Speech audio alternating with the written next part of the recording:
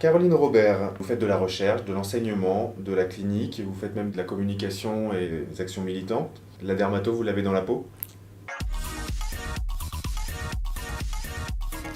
On peut dire, oui, dermato-oncologie plutôt, parce que je m'occupe vraiment du cancer de la peau. C'est une préoccupation assez permanente. Je voulais surtout pas m'occuper de maladies graves au début, alors je suis partie faire de la dermatologie en me disant que ça allait être tranquille et pas trop stressant. Et puis je me suis trouvée face à des patients très malades. J'étais pas du tout préparée à ça, des patients qui avaient des mélanomes métastatiques, et là ça a été la panique. J'étais mal, ça me rendait triste, je me sentais impuissante, je trouvais qu'on s'en occupait pas bien, d'ailleurs on n'avait aucun médicament. Donc je suis partie quelques années faire de la recherche.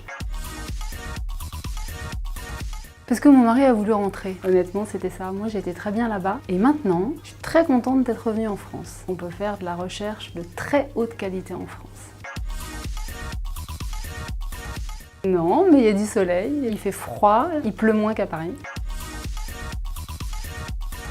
C'est un projet personnel qu'on a transformé en projet en partie professionnel et on a récolté pas mal d'argent, on a été soutenu.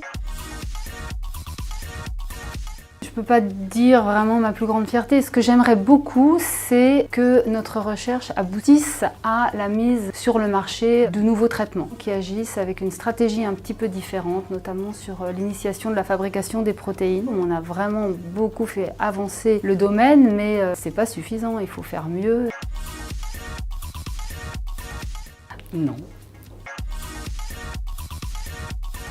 Alors Gustave Roussy, c'est la première personne qui a pensé à faire un hôpital dédié complètement au cancer. Je pense que c'était une bonne idée. Le patient, quand il a franchi la porte de notre hôpital, il y a déjà une partie du travail qui est faite.